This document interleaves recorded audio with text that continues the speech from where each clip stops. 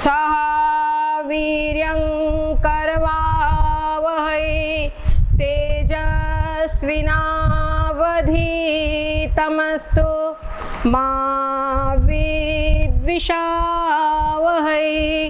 ओम शांति शांति शांति। गुरुर्ब्रह्मा गुरुर्विष्णु गुरुर्देवो महेश्वरः गुरुर्साक्षात् परं ब्रह्म तस्मै श्री गुरुवे नमः। सद्गुरुदेव भगवान की, श्री रामचंद्र भगवान की, श्री हनुमत लला की। ओम प्रेम से बोलो बाबा मुकुंद बिहारी भगवान की ओम। जिनके कारण ये सब एकत्रित है, बीज बोया हुआ है ना।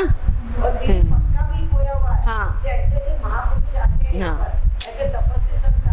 बिल्कुल। और ये महापुरुषों का जो संकल्प होता है वो संकल्प बहुत बड़ा काम करता है। आज उसी के फलस्वरूप यहाँ सब लोग एकत्रित हो रहे हैं। ठीक, ब्रह्म विद्या का कितना बड़ा फल है, जरा रामचरितमानस में इसको देखिए। ओम हरि ओम। आप लोगों को ध्यान होगा, भगवान श्री रामचंद्र जी जब सीता जी को ढूंढने का समय था, उस समय पर जो दक्षिण में टोली गई, सभी टोलियां तो लौट आई, पर जो दक्षिण में टोली गई, उस टोली के अंदर में सब लोग वानर भूख और प्यास से व्याकुल हो गए। सभी लोग भूख प्यास से व्याकुल होकर के एक कंदरा में हनुमान जी के संरक्षण में घुस गए। वो गुफा थी स्वयं प्रभा जी की। वहाँ उन्होंने उन लोगों को भर पेट जल पान कराया, फल आदि सब खिलाया, और उसके बाद कहा कि तुम नेत्र बंद करो। नेत्र बंद किया वानरों ने, और फिर उसके बाद कहा आँख खोलो। जब आँख खोले तो अपने आप को समुद्र तट के किनारे पाया। अब सामने विशाल समुद्र है, पीछे का रास्ता क्या है कुछ पता नहीं है। अब क्या करें हम? जाएंगे तो वानर सुग्रीव को मृत्यु के घाट उतार देंगे, और अवधि बीत चुकी है। जो उन्होंने लौटने की अवधि दी थी वो अवधि बीत चुकी है। अब जाएंगे तो सिर्फ मृत्यु हमको हाथ लगेगी, और आगे विशाल सागर है, क्या करें? तभी संपाति से उनकी भेंट हो गई। संपाति ने कहा, संपाति ने उनके मुख से जटायु का नाम सुना। ये घटना तो आपको पता ही है, जटायु का नाम सुना। वो इधर संपाति विचार कर रहे थे, क्या इतने सारे वानर मेरे को मिले हैं, ये सब मरेंगे, मेरे को आहार मिलेगा। घर बैठे आहार विधि दीना, मेरे को घर बैठे विधि ने आहार दे दिया है। और जटायु के पंख जल चुके थे। जटायु ने जब संपाति के पंख जल चुके थे। संपाति ने जब जटायु का नाम छुड़ा, रहे कौन जटायु, कौन है? तो बोले जटायु क्या हुआ मेरे भाई को बताइए। तो बताया कि जटायु ने किस प्रकार भगवान राम की सेवा में अपने प्राणों का उत्सर्ग किया। ओहो मेरा जटायु, उसको उनको श्रद्धांजलि दी, और उसके बाद अपनी कहानी बताई कि मैं और जटायु प्रथम तरुणाई, हम दो बंधु प्रथम तरुणाई।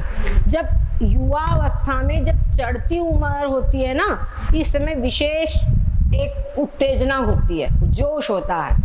उस जोश की अवस्था में हम दोनों गगन गए रवि निकट उड़ाई।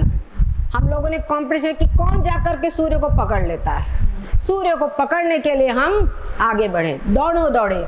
जब वहां पर सूर्य के पास पहुंचे, जो जटायु तेज सह नहीं सका और उससे वो लौट आया। किंतु मैं बड़ा अभिमानी था, इसलिए मैं आगे बढ़ा, तो वहां पर सूर्य के तेज से मेरे पंख जल गए, और उसके बाद में मैं बड़े जोर से चीख मारकर जमीन पर गिर पड़ा। तो वहां पर जब गिर पड़ा तो मेरे मन में फिर अब मेरे पंख नहीं थे, तो मुझे बड़ा कष्ट हुआ, मैं क्या करूं। बहुत मेरे को ऐसा लगा इसे तो मैं जाकर के कहीं मर जाऊं, क्योंकि पक्षी है और पंख नहीं है, तो उसके लिए तो वैसे ही मरण है ना। तो आहार प्राप्त कर सकते हैं, ना अपनी रक्षा कर सकते हैं। तब उनकी भेंट हुई। मुनि एक नाम चंद्रमा ओही, लागी दया देख करि मोही। तो तो कहते मुनि एक थे चंद्रमा नाम के, उनको मुझ पर दया लगी।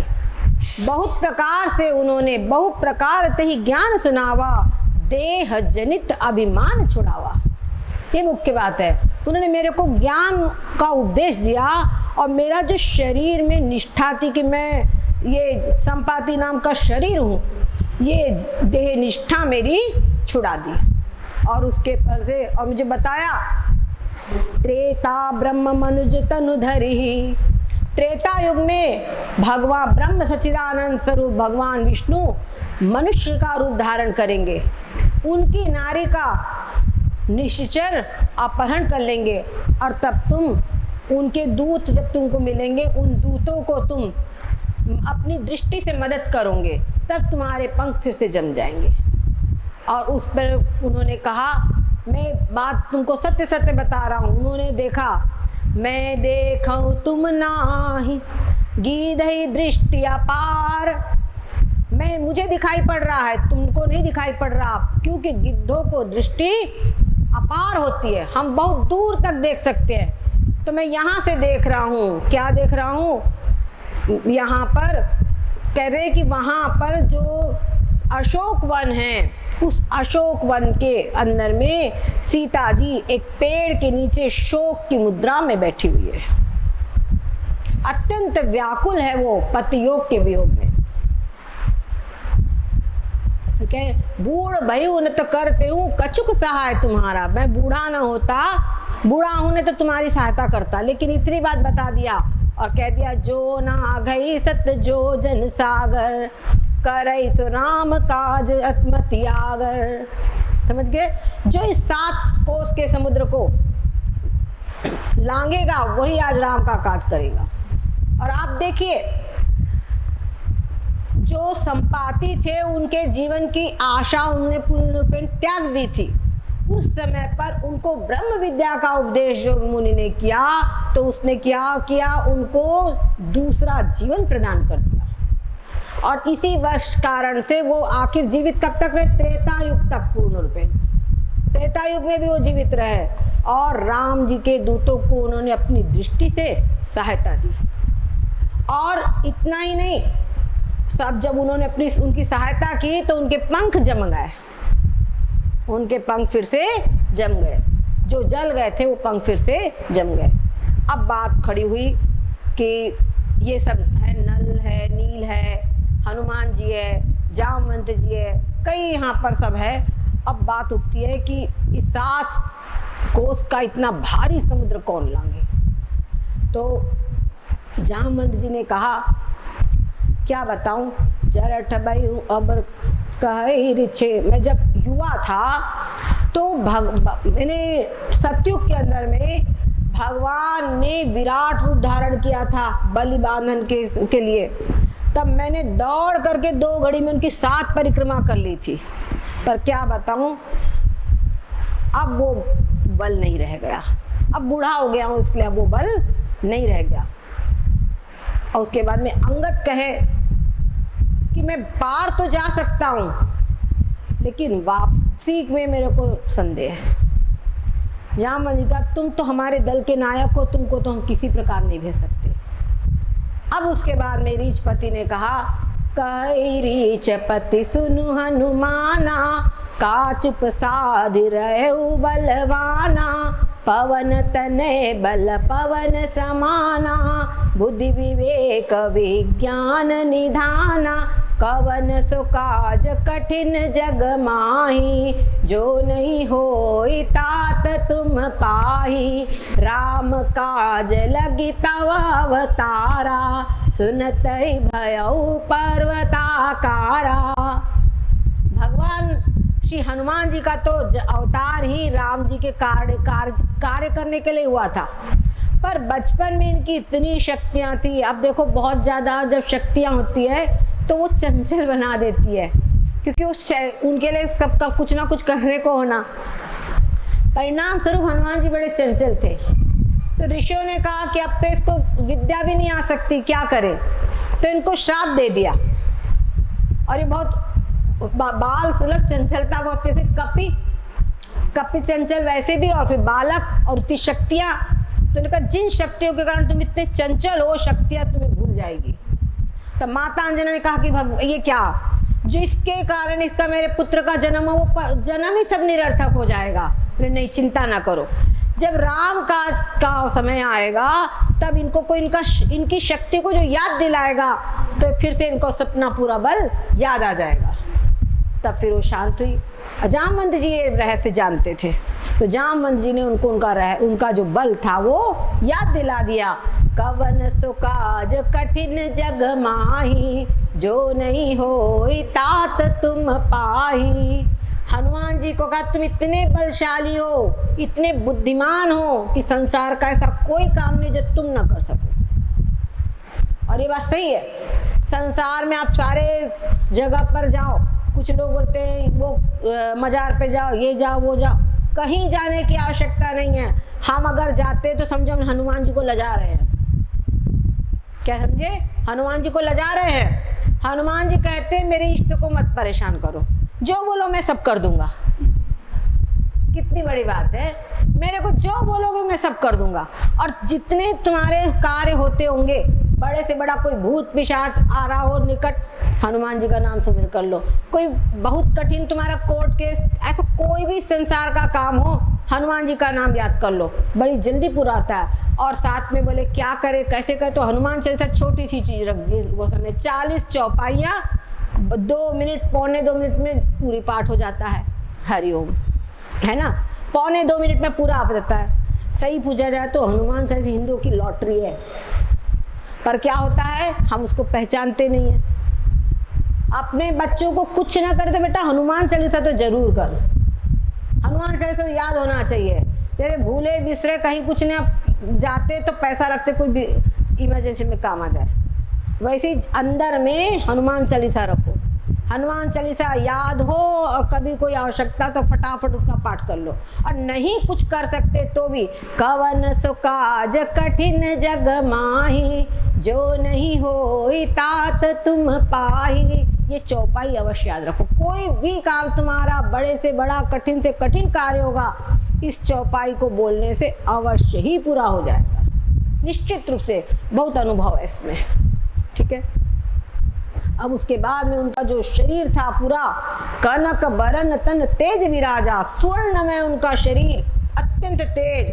अब उसके बाद में सिंहनाद करने लगे बारंबार और कहते हैं बताओ क्या कहते हैं, लीलई नागो जलन दिखा रहा, आप कहो तो मैं इस पूरे समुद्र खारे को अब भी निगल जाऊं, और कहो तो अब भी जाकर रावण को उसकी नारी समेत संपूर्ण लंका से मानो त्रिकुट को पूरा उखाड़ डालूं। जामवंत जी बताइए मैं क्या करूं, उचित शिक्षा मुझे दीजिए, क्योंकि मेरे पास तो बल है, क्या कर डालूं बताओ। तो हनुमान जी ने कहा, वो जामवंत जी कहा अभी आकर के सिर्फ तुम इतना करो, सीते देख करो सुधि आई, सीता जी को देख के उनकी सुधि लेकर के तुम वापस आ जाओ। तब निज भुजबल राजीव नैना, कौतुक लाग संग कपिसेना। तब फिर भगवान श्री राम स्वयं जाकर के उनकी राक्षसों का उनका संहार करेंगे और आगे हमारा सब कार्य होगा। इस प्रकार से हनुमान जी तैयार हो गए। तो हनुमान जी ने उसके बाद में जब उड़ान भरी है, उसके बाद उन्होंने जो चरित्र किए हैं यहाँ से, वो सभी चरित्रों को हमारे वाल्मीकि जी ने भी और तुलसीदास जी ने भी सुंदर कांड नाम के अध्याय में ग्रंथित किया है। इस कांड का नाम सुंदर कांड क्यों रखा, जरा ये देखो। सुंदर कांड, एक तो अभी तक जो प्रसंग चल रहा था बड़ा दुखद चल रहा था। इस आप अगर रामायण पूरी लाइन से सुनो, राम जी का वनवास, वहाँ से जो दुख की धारा शुरू होती है और फिर उसके बाद में और जाके ये नीम पे करेला चढ़ने वाली बात हो जाती है, जो ये सीता जी का हरण हो जाता है, कोई उपाय नहीं दिखता। उस समय पर जब राम ये हनुमान जी जाकर के लंका दहन करते हैं, तब मन में बड़ी प्रसन्नता होती है कि नहीं होती है। तो ये सुंदर कांड है। और इसके अतिरिक्त हमारे वाल्मीकि जी ने हनुमान जी को यहाँ पर जो भेजा है और जो जिस प्रकार से वहाँ पे वर्णन किया है, वहाँ पर सबसे बड़ा एक रहस्य ये भी है कि वे जानते थे भगवती सीता पूर्ण रूपे निष्पाप, लेकिन फिर भी आगे आने वाली जो पीढ़ी है, और आगे आने वाली पीढ़ी नहीं, त्रेता में अपवाद खड़े हो गए कि सीता जी रावण के घर कैसे रही। उसका खुलासा यहाँ सुंदरकांड के अंदर में हनुमान जी ने अपनी आंखों से सब देख के बता दिया कैसे रही, है ना। तो इसीलिए इस कांड का नाम सुंदरकांड। भगवती सीता के चरित्र पूर्ण रूपे निष्पाप, किस प्रकार की वो सती सावित्री थी, इस बात का उदाहरण, इस बात का सीधा प्रत्यक्ष वर्णन सुंदरकांड में है। ठीक है, तो इसमें अतुलित बलधामम हेम शैलावदेहं धनुजवन कृशानुं ज्ञानिनाम अग्रगण्यं सकल गुण निधानम वानराणामधीशं रघुपति प्रिय भक्तं वात जातं नमामि। रघुपति प्रिय भक्तं वात जातं नमामि। हनुमान जी ने जामवंत जी की शिक्षा सुनी और तुरंत जामवंत के वचन सुहाए, सुनी हनुमंत हृदय अति भाए। तब लगी मोहि परख्यउ तुम भाई, सही दुख कंद मूल फल खाई। जब लगी आवो सीत ही देखी, होई काज मोहि हर्ष बिसेखी। जब तक मैं आता हूँ तब तक तुम कंद फूल खा करके दिन काटो, क्योंकि अब इतना दुख सहा है, थोड़ा और सही, और मेरे लिए तुम अब बिल्कुल चिंता मत करो। और कहते हैं हनुमान जी ने जिस जय गिरि चरण देई हनुमंता, जिस चट्टान के ऊपर वो खड़े थे और वहां से उन्होंने लिया अपनी उड़ान भरी, वो जो पत्थर था तुरंत पाताल में चला गया। देखिए ये न्यूटन का नियम है ना, action every action equal and opposite reaction. ये तुलसीदास जी को मालूम था, या हमारे वाल्मीकि जी को मालूम था, और लोग कहते हैं न्यूटन ने खोजा, न्यूटन ने खोजा कि हमारे ऋषियों ने पहले से खोज दिया था। क्या कह रहे हैं कि वो जो पत्थर था वो इतनी जोर उनकी उड़ान भरी कि उनकी उड़ान आगे बढ़ी तो पत्थर सीधे पाताल में चला गया। हमारा जो रॉकेट होता है वो क्या होता है, जो उसके अंदर में फ्यूल भरा जाता है वो नीचे प्रेशर देता और उसके प्रेशर नीचे जाता है और रॉकेट ऊपर जाता है ना, न्यूटन का थर्ड लॉ। तो वही चीज़ यहाँ पे हो गई, समझ गए। न्यूटन के लॉ की उस समय खोज नहीं हुई थी, लेकिन तुलसीदास जी को मालूम था पहले से। क्या बोल रहे हैं, वो जो पर्वत था चले उस होगा पाताल तुरंत था, वो तुरंत पाताल में चला गया, इतनी जोर उनका वेग था उड़ान भरने का। उसके बाद में चले वो, उसी समय पर जब उड़ते हुए जा रहे हैं, जल निधि रघुपति दूत बिचारी, तय में ना को होई समहारी। जो समुद्र ने विचार किया क्यों ये रघुपति के दूत यहाँ जा रहे हैं, हमको इनका कुछ आतिथ्य करना चाहिए। तो ने मैनाक पर्वत, वो हिमालय के पुत्र थे। एक बार क्या हुआ, पहले ये जो पर्वत थे इनके पंख हुआ करते थे, तो पंखों से उड़ते और जहाँ तहाँ बैठ जाते। अब जहाँ तहाँ ये बैठेंगे तो इनके नीचे तमाम प्राणी दब जाते, तो ये सब लोग परेशान थे इस बात से। तो इंद्र ने उनके सबके पंख काट डाला। तो ऐसे इंद्र सबको किसी को मार दिया कुछ, तो मैनाक ने आकर के यहाँ पर समुद्र में शरण ली थी और कहा, उस समय पर वायु ने इनकी मदद की थी, तो बोले तुम जाकर के उनकी थकावट दूर करो। मैनाक ऊपर निकले और बोले कि आप इस समय पर कुछ विश्राम कर लीजिए, फिर आगे बढ़िए। तो उन्होंने उनको बस स्पर्श कर दिया कि भाई तुम इतने भाव से लाए हो तो हम तुम्हारे इस भाव का सम्मान करते हैं। किसी ने कुछ दिया, हमारा व्रत है, कोई ऐसी बात है हम नहीं ग्रहण कर सकते, तो हमारा कार्य कि उसको अभी हम थोड़ी लेंगे। एक तो ये तरीका हुआ, और एक हुआ उसको प्रेम से स्पर्श कर लिया, भाई अभी थोड़ा सा असमर्थ है, फिर हम लेंगे बाद में, प्रेम पूर्वक। तो मैं और हनुमान जी तो पूर्ण रूपेण शिष्टाचार में कुशल थे, तो उन्होंने कहा, उस पर्वत को स्पर्श किया, हनुमान तेहि परसा कर पुनि कीन प्रणाम, और उनको प्रणाम किया और कह राम काजु कीन्हे बिनु मोहि कहाँ विश्राम। राम का काज के लिए को विश्राम कैसे मैं कर सकता हूँ, इसलिए अभी मेरे को जाने दो। इस प्रकार हनुमान जी फिर आगे बढ़े। तो जात पवन सुत देवन देखा, जान कहूँ बल बुद्धि विसेखा, सुरसा नाम अहिन के माता, पठई न्याय कही ते ही बाता। जब अब आगे बढ़े तो देवताओं ने कहा कि ये हनुमान जी काम करने जा रहे, कर पाएंगे कि नहीं, जरा देखो तो इनमें पर्याप्त बुद्धि आदि है कि नहीं। रावण की नगरी में बड़ा पहरा है, बड़ी भीषण दिक्कतें हैं वहाँ पर। उनके सामने सारे जो ग्रह थे सब तो उनके बंदी थे, देवता सब घबराते थे, इंद्र भी घबराते थे। तो देखो ये कर पाएंगे कि नहीं कर पाएंगे। तो उन्हें नागों की माता से कहा जाकर आप परीक्षा तो लो। वो गई सुरसा, उन्होंने कहा आज सुरन मोहि दीन आहारा, आज देवताओं ने मेरे को आहार दिया है। तो हनुमान जी ने कहा मेरे को राम जी का काज करना है, राम जी का काज करने में चले जाऊं। राम काज करी फिर मैं आवो, सीता कही सुधि प्रभु ही सुनाओ, तब तब बदन पैठियों आई, सत्य कहूँ मोहि जान दिमाई। क्या कह रहे हैं कि राम जी का काज कर लेता हूँ, सीता जी की सुधि भगवान को सुना देता हूँ, उसके बाद मैं स्वयं आकर तुम्हारे मुख में प्रविष्ट हो जाऊंगा। क्या कह रहे हैं, मैं तुम्हारे मुंह में खुद आ जाऊंगा। लेकिन वो कहीं ना, मेरे मुख में जाए बिना यहाँ से कोई निकल नहीं सकता है। तो बोले अच्छा भाई ये बात है। तो योजन भरते ही बदन पसारा, उसने योजन भरे 4 कोस का अपना मुख बना लिया। हनुमान जी ने तुरंत 8 कोस का अपना शरीर बना लिया। उसने तुरंत 16 योजन का मुख फाड़ा, उन्होंने पूरा 32 योजन का कर लिया। जैसे जैसे वो अपना विस्तार बढ़ाती हनुमान जी और बढ़ाते जाते हैं। आखिर उसके विस्तार की सीमा हो गई। हनुमान जी तुरंत एकदम छोटे से हुए, उसके मुख में घुसे। अब वो मुख को बंद करती रही, तब तक वो बाहर निकल गए। है कि नहीं। तो कहते हैं जहां बुद्धि यश बलम तस्य, हनुमान जी बल भी था और साथ में बुद्धि भी हो। अगर बुद्धि ना हो बल को प्रयोग करने की, तो भी सक्सेस नहीं मिल सकती है ना। बंदर के हाथ में तलवार दे दो, क्या होगा, खुद को काट ले, तुमको काट दे, क्या भरोसा है। तो इसलिए बुद्धि और बल दोनों आवश्यक है। एक बार का बल कम और बुद्धि हो तो बुद्धि जो है बल पर भारी पड़ जाती है। हम लोग ने बचपन में खरगोश की कहानी सुनी है, खरगोश और शेर की, है ना।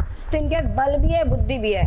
बस ये उन्होंने देखा, सुरसा ने बड़ी प्रभावित हुई और कहे राम काज सब करी हो, तुम बल बुद्धि निधान, आशीष दे गई सो हर्ष चले हनुमान। तुम राम का काज सब कर लोगे। मेरे को देवताओं ने तुम्हारी बुद्धि बल को परीक्षा लेने के लिए भेजा था और तुम पूर्ण रूपेण उत्तीर्ण हो। बस उन्होंने आशीर्वाद दिया, अब वो गई। और एक समुद्र के अंदर में एक राक्षसी थी। फिर आगे चले तो देखो, जब हम शुभ कार्य करने चलते हैं तो अनेक विघ्न आते हैं। कोई कार्य करने चलो तुम बड़ा, कोई लक्ष्य बना के, तो अनेक विघ्न आते हैं। हनुमान जी के पास भी विघ्न आए, पर उन विघ्नों से हमको डरना नहीं चाहिए। उन विघ्नों को हमको चुनौती के रूप में स्वीकार करना चाहिए। जब हम चुनौती के रूप में स्वीकार करेंगे तो हर एक काम सामना करके उत्तीर्ण हो जाएंगे और अपने लक्ष्य को प्राप्त करेंगे। दूसरी चीज, अगर तुम्हारे लक्ष्य को प्राप्त करने में तुमको कुछ संघर्ष हुआ है, कुछ विघ्न आए, उन विघ्नों को तुमने पार करके जब आगे बढ़ोगे, तुम्हारे पास बहुत बड़ा अनुभव हो जाएगा, बहुत बड़ा आत्मविश्वास हो जाएगा कि ये सब हमने कर लिया, मान ली ये चीज कौन बड़ी बात है, होगा कि नहीं होगा।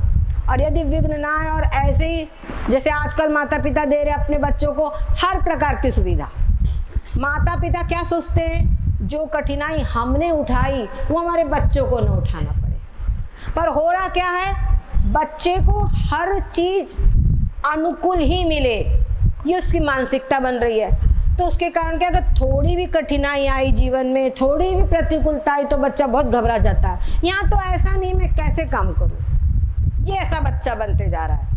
कंफर्टेबल जोन का पूरा वो आदी बनता जा रहा है। तो माता पिता को चाहिए कि भले ही हमारे पास हर प्रकार की समृद्धि है, लेकिन फिर भी बच्चे को ये शिक्षा जरूर दे कि अभाव की स्थिति में तुम इन सब चीज़ों के बिना कैसे रहोगे। क्या समझे। स्कूलों में भी हो गया है ये भी होना, वो भी होना, वो भी होना, तो माता पिता को देना पड़ता है। तो कॉन्वेंट स्कूल तो सही पूछा तो कंफर्टेबल जोन के बच्चे ही तैयार कर रहे हैं। तो ये चीज़ हमको अपने नई स्कूलों में हो रहा है, तो कम से कम अपने घर में ही हम इस चीज़ को करें कि बच्चे में संस्कार जरूर डालें कि कभी जीवन में विपरीतता आ जाएगी तो तुम क्या करोगे।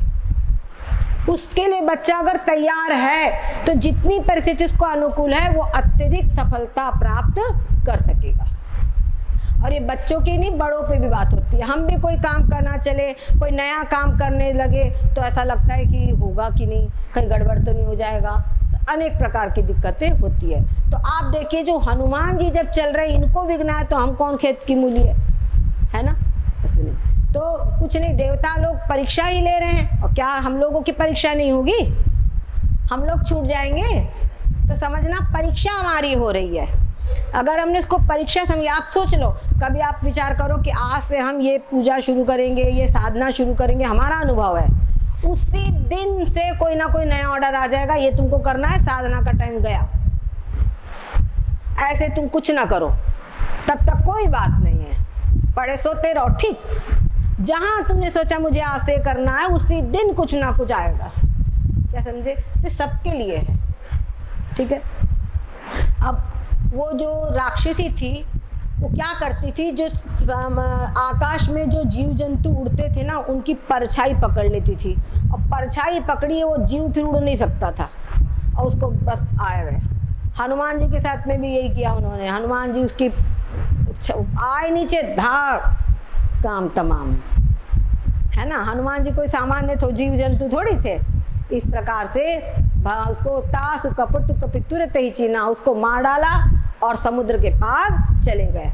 तहाँ फिर गए, तहाँ जाई देखी बन शोभा, बड़ा सुंदर वन है। गुंजद चंचरीक मधुलोवा, बड़े सुंदर फल फूल सब कुछ लगे हुए हैं, उन पर भौरे गुंजार कर रहे हैं। सब पर देखा, एक पर्वत था, शैल विशाल, देखिए आगे कपि जो थे हनुमान जी तुरंत उसके ऊपर में चढ़ गए, और वहां पर देखा कि क्या हुआ, गिरी पर चढ़ी लंका ते ही देखी, वहां लंका नगरी उनको दिखाई पड़ी।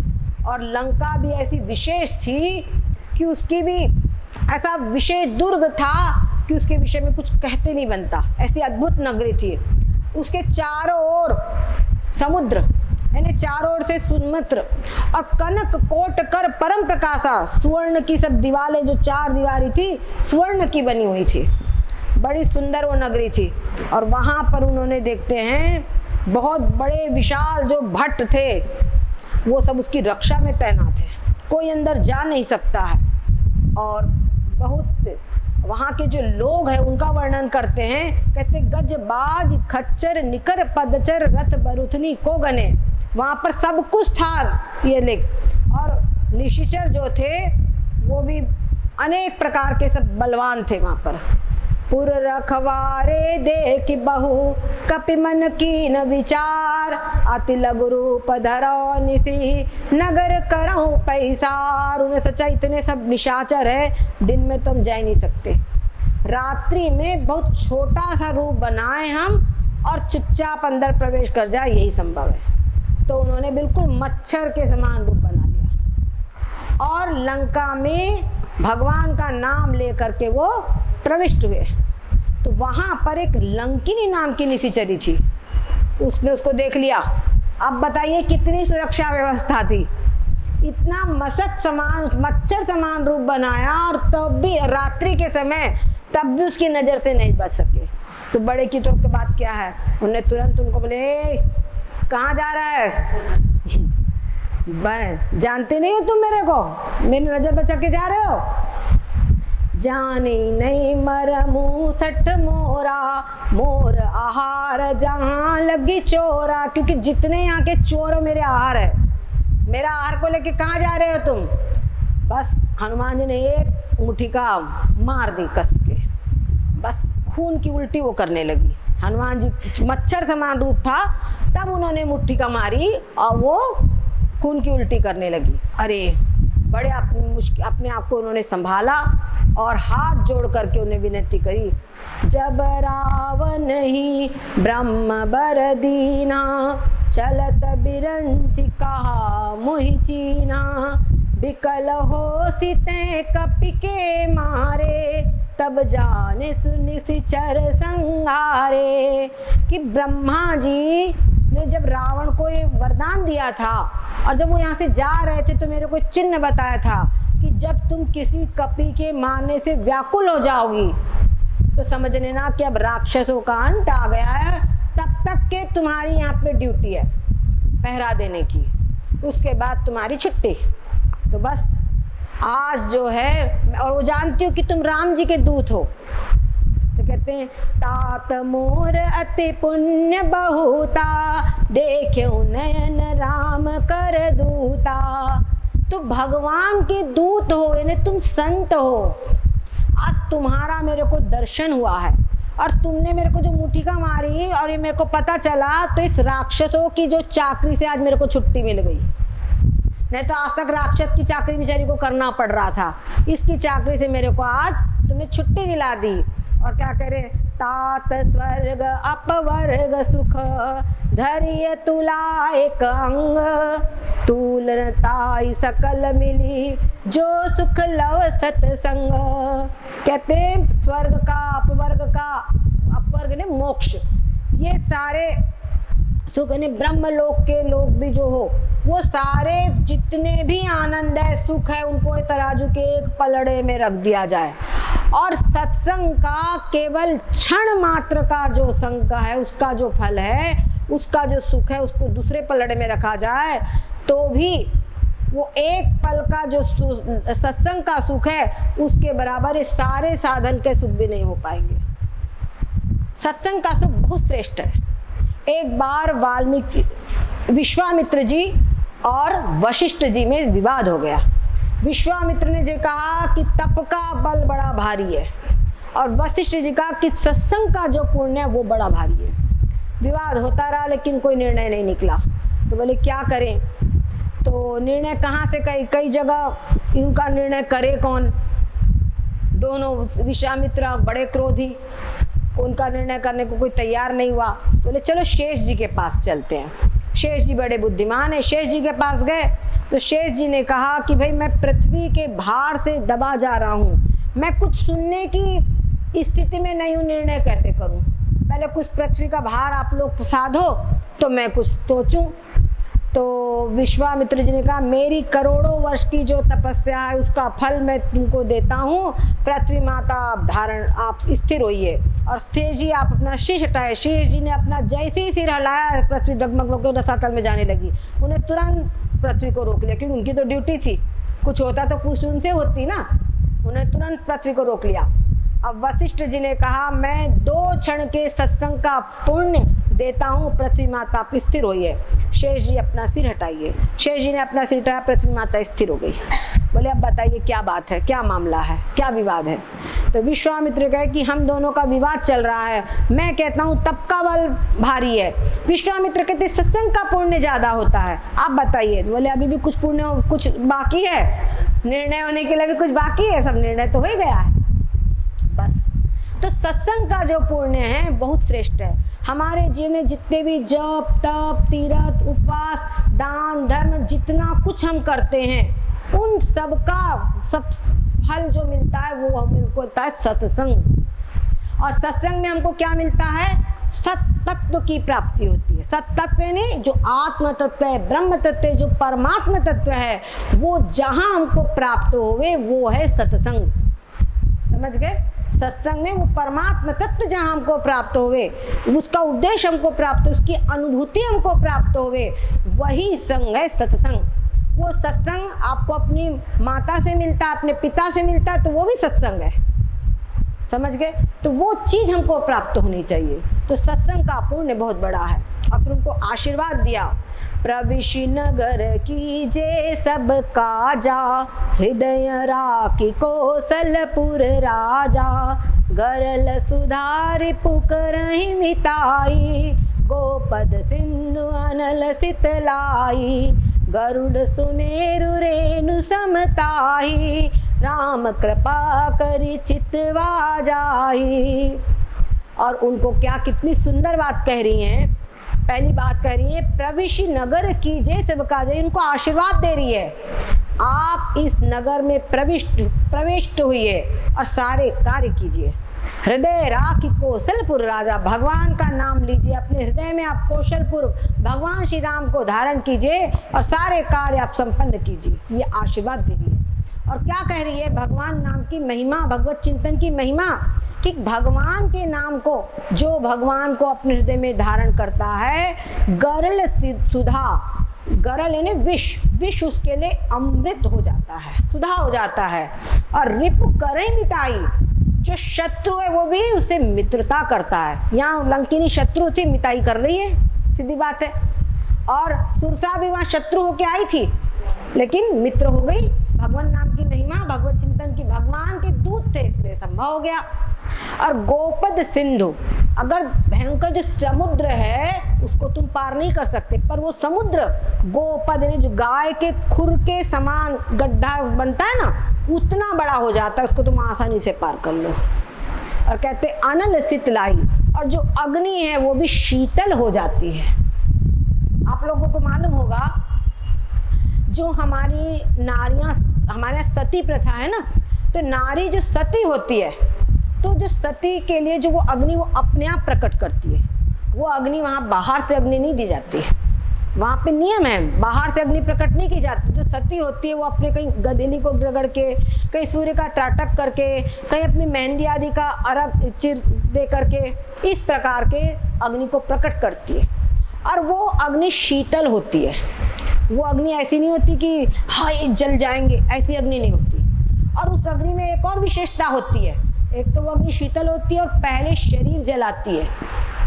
ऐसे आप अग्नि के पास जाओगे तो आपका कपड़ा पहले जलेगा और कपड़ा शरीर को चिपक जाएगा, नायलॉन का हो तो ये सब होगा ना, पर वहाँ वैसा नहीं होता, पहले शरीर जलता है। अगर कपड़ा पहले जला हो तो क्या होगा, मर्यादा हानि हो जाएगी। पर वो तो मर्यादा के लिए सारा जीवन उन्हें समर्पित किया है, उनकी मर्यादा की हानि कैसे। तो वहाँ इतना होता है कि उनके पहले शरीर जलता है, उसके बाद वस्त्र जलता है। समझ गए। तो अनल शीतलाई, जो अपने धर्म का पालन करता है वो अनल शीतल हो, और वहाँ पे अग्नि भी शीतल हो जाती है।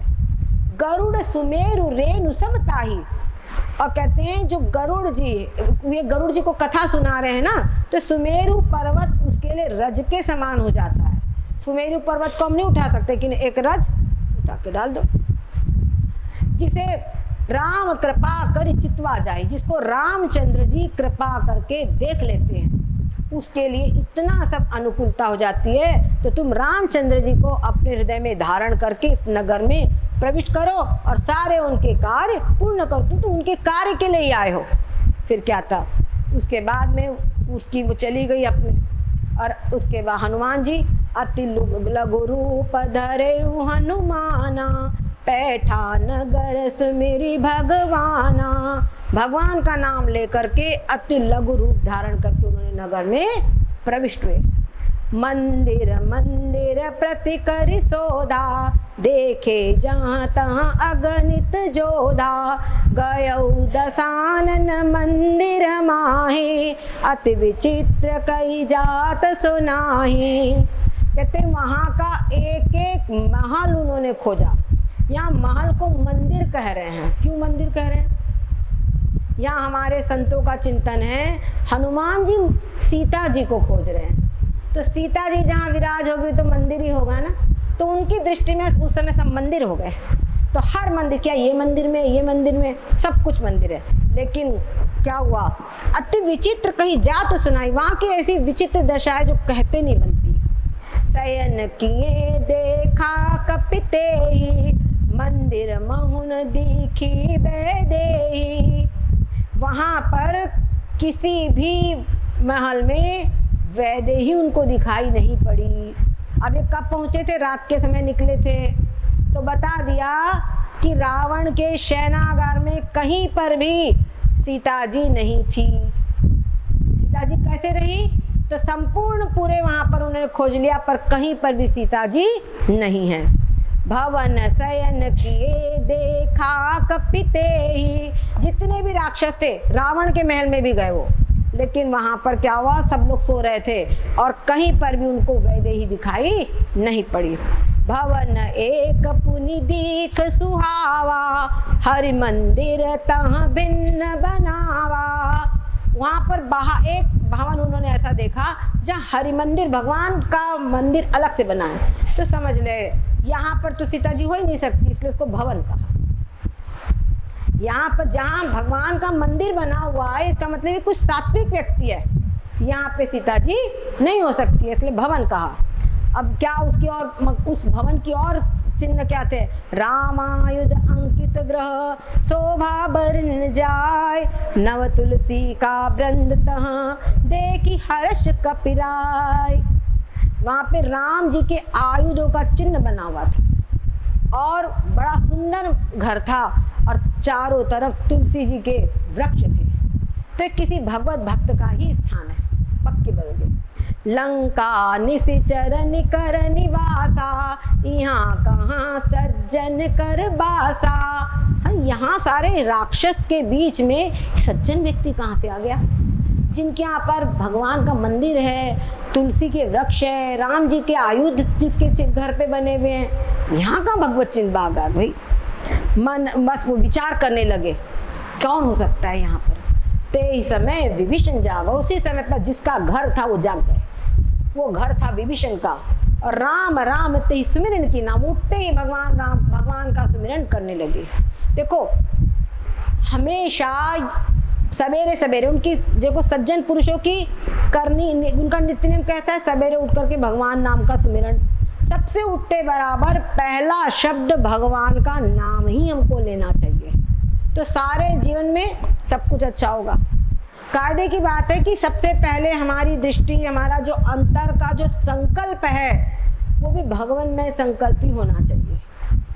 भगवान का नाम ही प्रथम जो स्फूर्णा हुए, उसमें भगवान का नाम निकलना चाहिए। अगर आप अद्वैत वेदांत को समझते तो अहम ब्रह्मास्मि सदाशिवोम ओम अहम साक्षी शिवोहम, ये हो। नहीं, हरे राम राम राम हरे हरे, हरे कृष्ण कृष्ण कृष्ण हरे हरे। समझ गए? भगवान का नाम आप जैसे भी लो, सारे नाम भगवान के ही नाम है, वो ब्रह्म के ही नाम है। ठीक है, तो भगवान का नाम सवेरे उठ करके पहला शब्द मुख से भगवान का नाम ही निकलना चाहिए, बल्कि शब्द ही नहीं बल्कि प्रथम संकल्प भी भगवान नाम का ही होना चाहिए। ये हमको देखो रामायण में सिखाया कि नहीं सिखाया। इनके आचरण, जो सज्जन व्यक्ति है उनके आचरण से हमको शिक्षा लेनी चाहिए। और फिर भगवान हनुमान जी ने सोचा इनसे मैं जबरदस्ती पहचान करूंगा, ये मेरे काम के व्यक्ति है। लोग समाज में कहते हैं ना मेरे काम का आदमी इससे पहचान करे, पर इन्होंने समझ लिया कि भगवान के भक्त हैं, साधु तो हो ही न कार्य हानि, ये साधु है, इनसे कभी भी कार्य की हानि नहीं हो सकती। और इस यहाँ विदेश हमारे लिए है, यहाँ पर ये सज्जन व्यक्ति से हमारी मैत्री होगी तो सभी प्रकार से अच्छा ही होगा। इनसे मैं जबरदस्ती प्रयास करके अपनी ओर से पहल करके इनसे पहचान करूंगा, इनसे परिचय करूंगा। विप्र रूप धरि वचन सुनाए, हनुमान जी ने सोचा क्या करे, तो उन्हें एक ब्राह्मण का रूप धारण कर लिया। सुनत विभीषण उठी तहाँ आए, उन्होंने ब्राह्मण का रूप धारण किया और भी हरे राम राम राम हरे हरे, श्री राम जय जय राम वो भी बोलने लगे। तो सामने वाले को समझना कि ये भी वो भगवान का नाम लेने कोई भी अट्रैक्ट होता है ना, तो उनका नाम लिया। तो उन्होंने जैसे सुना विभीषण आ गए और प्रणाम किया। अब पूछे आप कौन हैं, कहाँ से आए हैं? तो लक्सा लगता है कि तुम हरिदासन माँ कोई, मोरे हृदय प्रीति है। तो आपको देखकर मेरे हृदय में बड़ी प्रीति हो रही है। तो भगवान का नाम तुमने लिया है और भगवान के दूत हैं, ये स्वयं भगवत स्वरूप है, तो ऐसा होता है कि वो अट्रैक्शन होता है। तो विभीषण के मन में भी विशेष रूप से अनुराग उत्पन्न हो गया, विशेष रूप से अट्रैक्शन हो गया। ठीक है, बच्चे को देख करके अट्रैक्ट हो जाते हैं, जैसे तैसे स्वभाव वाले आपस में देखते हैं अट्रैक्ट हो जाते हैं। तो विभीषण भी संत हृदय, ये भी संत हृदय, अट्रैक्शन हो गया। और कहते कि ऐसा लगता है कि आप भगवान जो तीनों पर अनुराग करने वाले, उन्होंने आपको मेरे पास भेजा है। तब हनुमंत कही सब राम कथा निज नाम, सुनत जुगल तन पुलक मन, मगन सुमिर गुण ग्राम। तब उन्होंने, हनुमान जी ने सारी बातें उनको राम जी की बताई, खुद का नाम बताया, अपना परिचय दिया।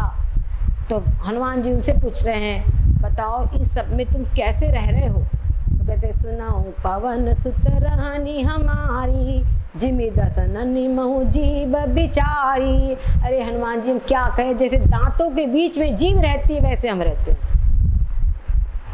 और भगवान ने मेरे को अनाथ जानकर ही आपको यहाँ पर भेजा है, मेरे पे कृपा करने के लिए ही।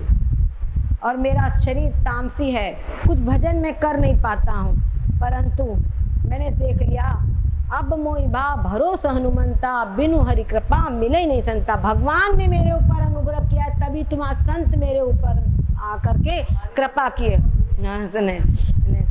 जोर सुनऊ विभीषण प्रभु कह रीति, करई सदा सेवक पर प्रीति। देखो संतों का एक बड़ा स्वभाव होता है, अगर कोई अपने आप को बड़ा दीनहीन समझता है और उसके अंदर में बहुत निगेटिविटी आती है कि हम भगवान को कैसे प्राप्त कर सकते हैं, तो वो उनके अंदर में बहुत पॉजिटिविटी भर देते हैं। तो हनुमान जी ने भी पॉजिटिविटी कैसे भरा, देखो क्या कहते हैं, कहु कवन में परम कुलीना, कपि चंचल सब ही विधिहीना। अरे भगवान का तो ये स्वभाव है, वो अपने सेवक पर हमेशा प्रेम करते हैं। अरे हमको देखो, हम ही कौन श्रेष्ठ है? कपि स्वभाव, ये तो हमेशा चंचल होता है। ये हनुमान जी की विनम्रता है, क्या समझे? ये हनुमान जी की विनम्रता है। कहते प्रात ले जो नाम हमारा, ते दिन ताई न मिले आरा। अरे सवेरे सवेरे कोई हमारा नाम ले ले तो उसको पूरा दिन अन्न नहीं मिलता कुछ। ये हनुमान जी की विनम्रता है। वो तुलसी, वो क्या कहते हैं, विभीषण जी को उनके अंदर में जो एक भावना है कि मैं भगवान को कैसे प्राप्त करूं, मैं अति निम्न हूँ, राक्षस हूँ, ये भावना जो है उस भावना को दूर करने के लिए कह रहे हैं सिर्फ कि प्रात ले जो नाम हमारा, ते दिन ताई न मिले आरा। पर कुछ लोग समझते हैं कि रामायण में ऐसा लिखा हुआ है तो क्या हनुमान जी का नाम सवेरे लो तो दिन भर अन्न नहीं मिलता, क्या ऐसा होता है? ये कदापि नहीं है, बल्कि जिसको अन्न ना मिलता वो भगवान का नाम लेवे, हनुमान जी का नाम लेवे, उसको निश्चित रूप से सब अन्न द्वार सब कुछ मिलने लगेगा। क्या समझे?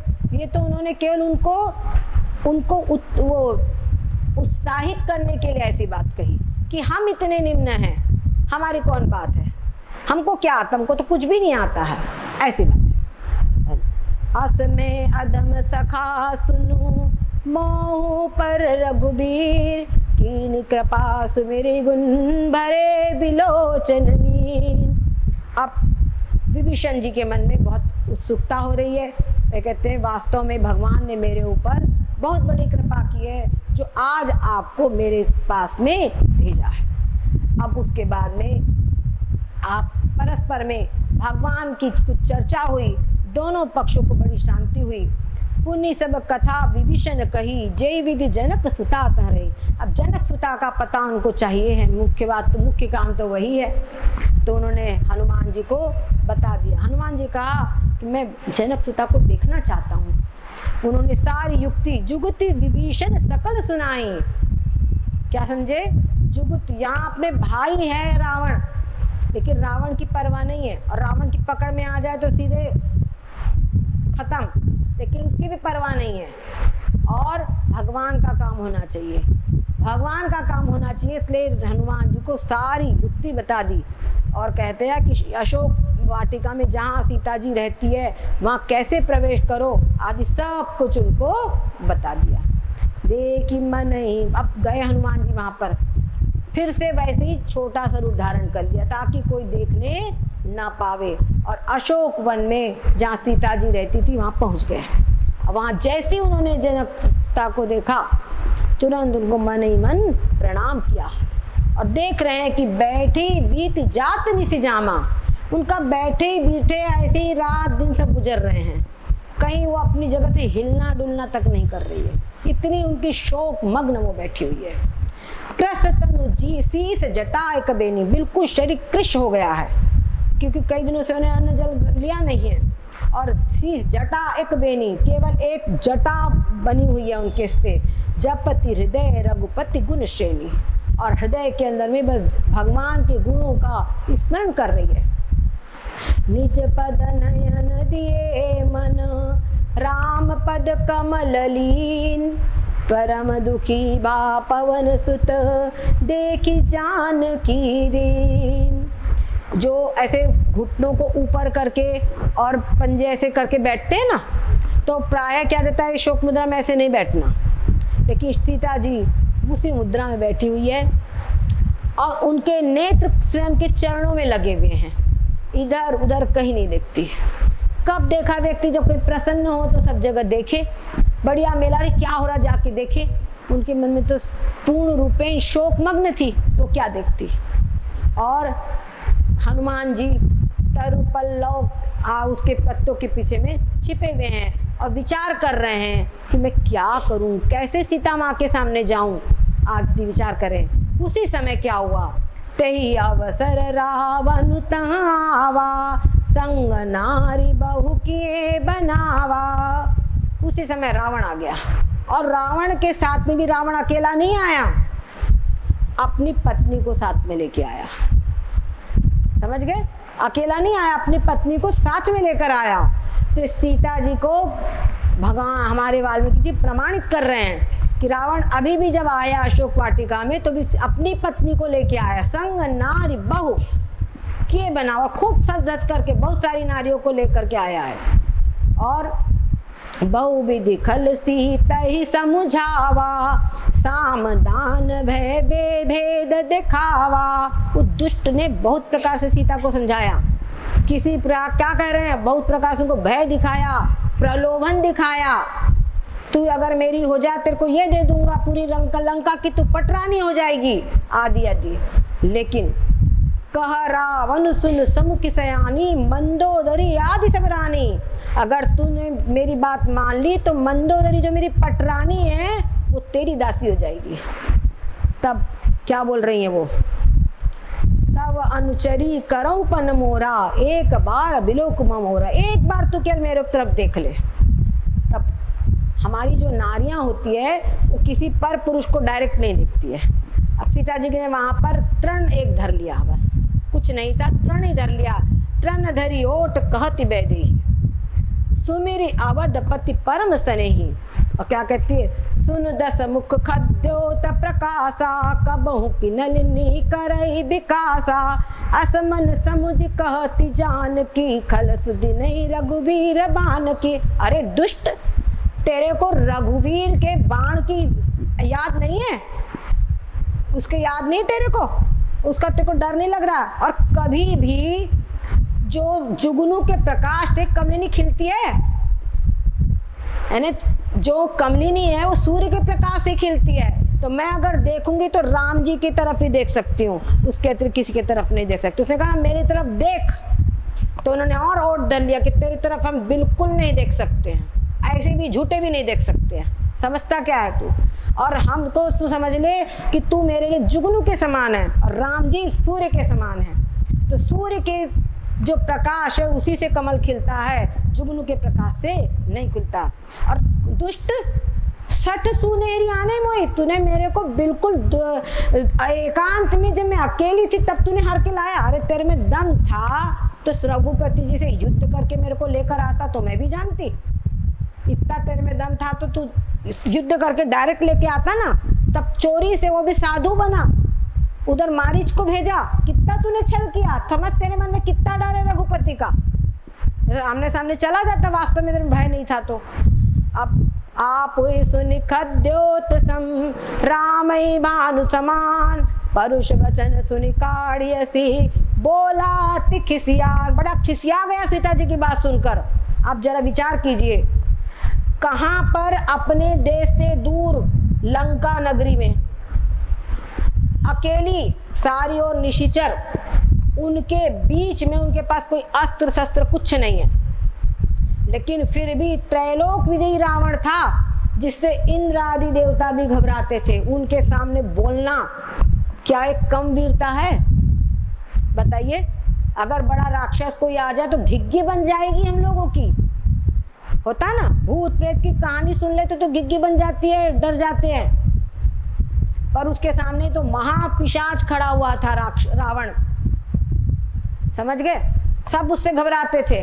मंदोदरी और कोई सब हरण कर करके लेकर आया था, कोई उसे वरण करके नहीं आई थी, लेकिन सब बड़ी सती साध्वी थी, तो इसका बस मान रही थी।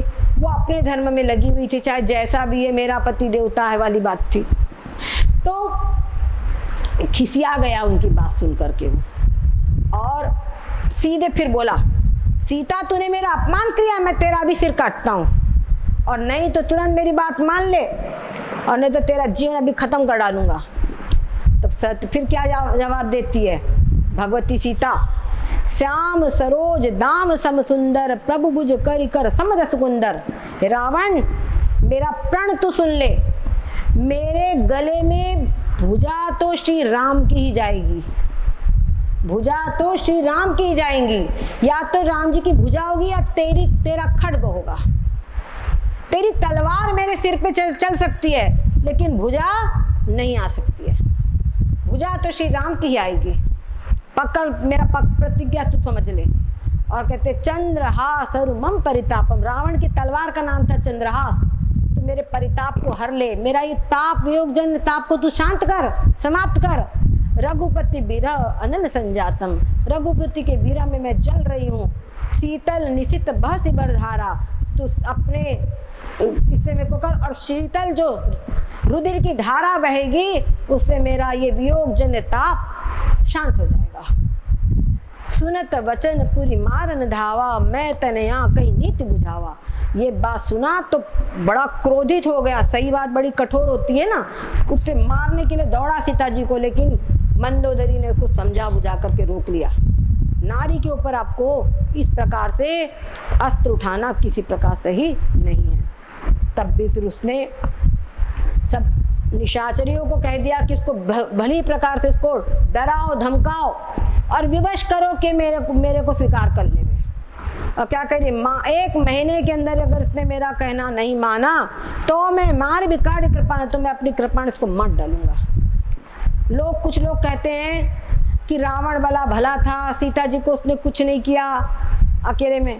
ये रावण की इतनी अगर मान लो ये रहती तो चुरा के नहीं लाता, इतना भलमानस होता। तो कई एक बार वो कथा सुनाते हैं कि वहाँ पे जब वो रामेश्वर की स्थापना हुई व्हाट्सएप वगैरह पे, अगर तो वहाँ पर सीता जी को रावण लेकर आया, रावण ने रामेश्वर भगवान के राजपुरोहित हुआ, ये सब बेकार की बात है। इतना अगर रावण भला होता तो सीता जी को चुरा के क्यों लाता, पहली बताओ। इतना अगर वो आदर्श होता तो सीता जी को चुरा के क्यों लाता।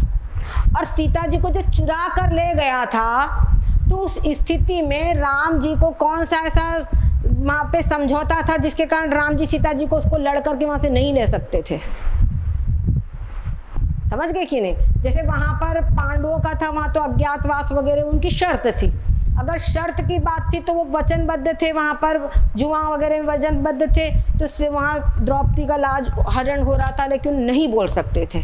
लेकिन यहाँ तो कोई ऐसी जुआ में तो हारे नहीं थे, वहां तो निकाल के सीधे खत्म करने वाली बात थी। तो बकवास कुछ बातें हो जाती है, तो इस प्रकार की बातों को जरा भी न करे। रावण इतना भला होता तो पहली बात सीता जी को चुराता क्यों। ठीक है, अब रावण अपने यहाँ पर चला गया और इधर अनेक सब राक्षसियाँ उनको अलग अलग प्रकार से सीता जी को रोज डराती धमकाती, रोज उनके गए। तो उनमें से सीता बहुत बेचारी सीधी सादी थी, बहुत एक तो हृदय उनका विक्षिप्त, ऊपर से ऐसे त्रास दिखाए तो बहुत व्याकुल होती थी। उन्हीं में से देखो भगवान की कृपा, जो अपने मार्ग पे चलता है ना उसको कहीं ना कहीं से कोई मित्र मिल जाता है। त्रिजटा नाम राक्षसी एका, राम चरण रति निपुण विवेका, सबनो बोली सुनाए सी सपना, सीतई से करो हित अपना। उन्हीं राक्षसियों के बीच में एक त्रिजटा नाम की राक्षसी थी।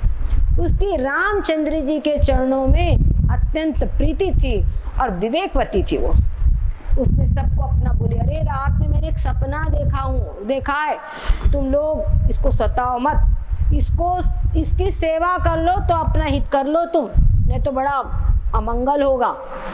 और क्या कह रही हैं, मैं सपने में क्या देखा, सपने बानर लंका जारी, मैंने सपने में देखा कि एक वानर ने लंका को जला दिया है। लंका में क्या हो रहा है, जातु धान सेना सम्मानी, सारी राक्षसों की सेना को उसने समाप्त कर दिया है। खर आरूढ़ नगन दस सीसा, मुंडित सिर खंडित भुज भीसा। और जो रावण है ये एक गधे के ऊपर में नग्न वेश में बड़ा चढ़ा हुआ है और मुंडित सिर, इसका सिर सब कटे हुए हैं और इसकी भुजाएं सारी कटी हुई है और साथ में दक्षिण की दिशा में जा रहा है। ये सीधे मृत्यु का द्योतक है। क्या समझे, ऐसा जो स्वप्न होता है ये सीधे मृत्यु का द्योतक है। तो इसीलिए लंका मनो विभीषण पाई, और लंका समझ लो विभीषण ने पा गई, यानी रावण का राज्य का अंत होने वाला है। इसीलिए नगर फिरी रघुवीर दोहाई, और रघुवीर जी की दोहाई पूरे नगर में फिर रही है। तब प्रभु सीता बोली पठाई, तब भगवान ने सीता जी को बुला लिया। रावण ने, हनुमान जी सुन रहे हैं सब बातें, तो इसका मतलब इन्होंने तो आगे का भी देख लिया, ये तो उनको मालूम ही नहीं था कि ये भी होना है, सपना देख लिया। अब क्या है, अब कह रहे यह सपना में कहूँ पुकारी हो सत्य गए दिन चारे। तब बोल रहे हैं कि ये मेरा सपना सवेरे सवेरे का देखा हुआ है, 4 दिनों में ये सपना पूरा हो जाएगा। इसलिए जो अपना भला चाहता है सीता जी की सेवा कर लो तो तुम्हारा कल्याण हो जाएगा, तुम बच जाओगे। तो उनकी बात सुन करके सबने डर गई और सीता जी को त्रास दिखाना छोड़ दिया। अब वो सभी इधर उधर चली गई। तब भगवती सीता जी ने देखा, माँ त्रिष्टा से कह रही है, माँ इस विपत्ति के समय में तुम मेरी संगिनी हो रही हो, अब तुम मेरे लिए कृपा करके कुछ ऐसा करो कि जो वियोग है मेरे से सहन नहीं हो रहा है, बस तुम किसी प्रकार से एक चिता यहाँ पर बना दो और किसी प्रकार से उसमें अग्नि लगा दो, मैं शरीर को उसमें समाप्त करके मैं सुखी हो जाऊं। तजाऊं देह करूं बेगी उपाय, दूसरा बिरहो अब नहीं सही जाई।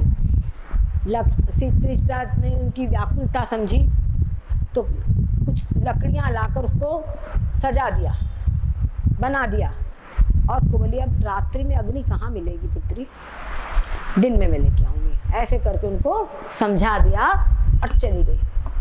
अब सीता जी जब देखी, बहुत व्याकुल हो रही है सीता जी, रात्रि का समय है, अकेली वन में है, समझ लीजिए इधर राक्षसियां तंग कर रही है, क्या करे। तो वो आकाश में देख रही है, अरे इतने तारे, कोई तारा टूट जाए और मेरे को अग्नि दे दे, मैं इस शरीर को समाप्त कर दूं। अशोक को देखा, अरे तुम्हारा नाम तो अशोक है, मेरे को तुम्हें तुम्हारे जो ये पल्लव चमक रहे हैं सूर्य अग्नि समान, यही दे दो, अग्नि हो जाए और अपने अशोक नाम को तुम सार्थक कर दो। हनुमान जी सबको देख रहे हैं, किसी भी प्रकार से सीता जी का जो वियोग जन कष्ट अपनी आंखों से उन्हें देख रहे हैं, सुन रहे हैं, पर अभी तक कुछ बोल नहीं पा रहे हैं। अब वो सोच रहे हैं कि किस प्रकार से हम सीता जी के सामने आए। सीता जी ने जब अग्नि मांगी अशोक से, तो उन्होंने मन में कुछ विचार किया कि अगर हम अचानक चले जाते हैं इनके सामने तो ये हमको भी कोई राक्षस समझेंगे, क्योंकि इनका वातावरण ऐसा है, और अचानक हमको देखेंगे कहीं इनको कुछ हो ही जाए, हार्ट फेल हो जाए। तो उन्हें तुरंत धीरे से वो मुद्रिका नीचे डाल दिया। क्या करें, ये बुद्धि विधान थे ना मुद्रिका। जहाँ उन्होंने देखी कुछ, तो सीता जी को लगा कि अशोक ने अंगार दे दिया है, तुरंत गई और उसको उठा लिया और देखा, अरे ये तो राम जी की मुद्रिका है। चकित हो गई, राम नाम अंकित अति सुंदर, ये मुद्रिका यहाँ कैसे आ गई? क्या राम जी को किसी ने जीत लिया? नहीं, राम जी तो अजय, उनको कोई जीत नहीं सकता। और कि राक्षसों ने इसको माया से बना दिया है? नहीं, ये मुद्रिका माया से भी नहीं बन सकती है। तो क्या करे, कैसे आई यहाँ, विचार कर रही है। उनके अंदर के सारे प्रश्नों का उत्तर देते हुए हनुमान जी ने सीता तुरंत रामचंद्र गुण बरने लागा, सुनत ही सीता कर दुख भागा। लागी सुने श्रवण मन लाई, आदि ते सब कथा सुनाई। हनुमान जी धीरे धीरे रामचंद्र जी का संपूर्ण गुण प्रारंभ से वर्णन करना शुरू कर दिया। उनको जब सुना तो लगा कोई अपना है। माता जी को धीरे धीरे कुछ थावस होने लगी और फिर उन्होंने कहा, इस श्रवण को अमृत लगने वाली जो कथा किसे सुनाई है, अगर वास्तव में यहाँ पर कोई है तो भैया प्रकट क्यों नहीं होते हो, प्रकट हो मेरे सामने। तब हनुमान जी ने सोचा कि अब अवसर है, अब हमको सामने, अब हम जा सकते हैं। अभी तक तो माहौल नहीं था। अब हनुमान जी तुरंत निकट आ गए। वही मशक समान ही उनका छोटा सा रूप है। बस माता ने जहाँ उनको देखा बहुत विस्मित हुई और कह रही है, पूछना चाह रही है कौन हो, तो कहते राम दूत में मातु जान की, सत्य शपथ करुणा निधान की, यह मुद्रिका मातु में आनी, दीनी राम तुम कह सही दानी। उन्होंने बताया कि माँ, ये मुद्रा मैंने लाया हूँ, रामचंद्र जी ने मुद्रा मुझे दी आपको देने के लिए। फिर रामचंद्र जी ने दी, तो ये बताओ नर है, नर वानर का साथ कैसे हो गया। उन्होंने संक्षेप में सारी घटना सुना दी। अब जब देखा वो ये तो भगवान के ज्ञान है, तो बड़ी प्रीति मन में हो गई। सजल नयन नयन से अश्रुधार बने लगे प्रेम के। अब उनके लिए समझ लो, वो जो शोक सागर में डूब रही थी, हनुमान जी उनके लिए नौका के रूप में वहां पर आ गए थे। उस प्रकार से पूर्ण रूपेण आगे जो वर्णन हुआ है आगे, वो फिर अपन कल कथा करते हैं आगे की। सद्गुरुदेव भगवान की जय, सच्चिदानंद भगवान की जय। ओम हरिओम। ओम सर्वे भवन्तु सुखिनः, सर्वे सन्तु निरामयाः, सर्वे भद्राणि पश्यन्तु, मा कश्चित् दुःखभाग् भवेत्, सभी सुखी होवे सदा, होवे सभी निरोग, सबका ही कल्याण हो, किसी को नहीं दुख भोग। ओम पूर्णमदः पूर्णमिदं पूर्णात् पूर्णमुदच्यते, पूर्णस्य पूर्णमादाय पूर्णमेवावशिष्यते। ओम शांति शांति शांति।